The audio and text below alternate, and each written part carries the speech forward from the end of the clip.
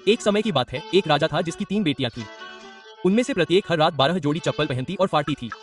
अंत में राजा उन्हें और जूते नहीं दे सका, इसलिए उसने पूरे देश में एक घोषणा जारी की। उसने घोषणा की कि जो कोई भी उसे बताएगा कि उसकी बेटियां हर रात अपनी चप्पल कहां पहनती हैं, उसे इनाम के रूप में बहुत अच्छा भुगतान किया जाएगा।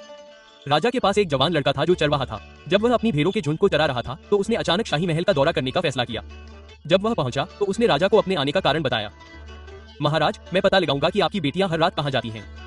ठीक है, आगे बढ़ो, और अगर तुम सफल हो गए तो तुम्हें एक बड़ा इनाम मिलेगा। राजा ने चरवाहे लड़के को उसी कमरे में सोने के लिए भेजा जहां उसकी बेटियां सोती थीं। लड़का अपने बैग और छड़ी के साथ फर्श पर लेट गया और सोने का नाटक करने लगा। आधी रात के करीब उसने देखा कि एक बूढ़ी चुड़ैल खिड़की से उड़कर अंदर आ रही है। उसने कोई क्रीम या मरहम निकाला जिसे राजकुमारियों ने अपने घुटनों और बाजुओं पर लगाया। जैसे ही उन्होंने काम पूरा किया, वे सभी झाड़ू पर चढ़ गईं, अपनी चप्पलें उतारीं और खिड़की से बाहर उड़ गईं। चरवाहे लड़के ने ध्यान से देखा और आखिरकार उसने खुद पर और अपनी छड़ी पर मरहम लगाया। जैसे ही उसने काम पूरा किया, वह राजकुमारियों के पीछे भागा, उन्हें अपनी नजरों से दूर नहीं जाने दिया। कुछ ही देर में लड़कियां एक चांदी के जंगल में पहुंच गईं, जहां वे आराम करने लगीं। जंगल के बीच में एक चांदी का कुआं था जिसके ठीक बगल में 3 चांदी के प्याले रखे हुए थे। तीनों राजकुमारियों ने एक एक घूंट पानी पिया। जब उन्होंने काम पूरा कर लिया तो चरवाहे लड़के ने उनके चांदी के प्याले इकट्ठा किए और उन्हें अपने थैले में रख लिया। उसने एक पेड़ से चांदी की एक टहनी भी तोड़ी। टहनी को टहनी से तोड़ने पर बहुत तेज आवाज आई। छोटी राजकुमारी बहुत डर गई। तुम इतनी डरी हुई क्यों हो, मूर्ख? यहाँ कोई हमारा पीछा नहीं कर सकता। इसलिए थोड़ी देर बाद वे सभी अपनी झाड़ू पर बैठी और उड़ गईं।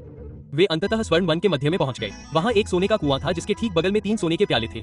हर लड़की ने पानी का एक घूंट लिया। लड़के ने एक पेड़ से सोने की टहनी भी तोड़ी। टहनी के टूटते ही बहुत तेज आवाज हुई। सबसे छोटा राजकुमार बहुत डर गया। इतने काया मत बनो, यहाँ कोई नहीं है, आखिर हो कौन सकता है? वे उड़ गए, लेकिन चरवाहा अभी भी उनका पीछा कर रहा था। वे जल्द ही हीरे के जंगल में पहुंच गए, जहाँ एक हीरे का कुआं था जिसके किनारे हीरे के प्याले थे।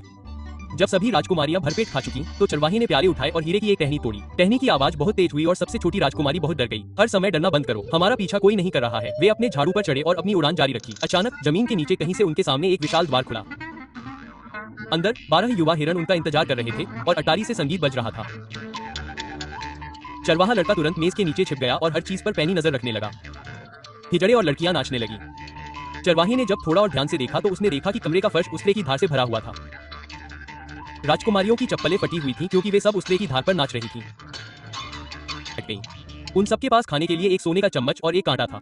जब उनमें से एक का चम्मच गिर गया तो चरवाहे ने उसे उठाकर अपने थैले में रख लिया। दूसरी राजकुमारी का भी सोने का कांटा गिर गया तो चरवाहे ने उसे उठाकर अपने थैले में रख लिया। जब लड़कियां संतुष्ट हो गईं तो वे सब घर वापस जाने के लिए जल्दी से चल पड़ी। लेकिन इस बार चरवाहा लड़का तेजी से उठकर आया क्योंकि वह पहले घर पहुंचना चाहता था।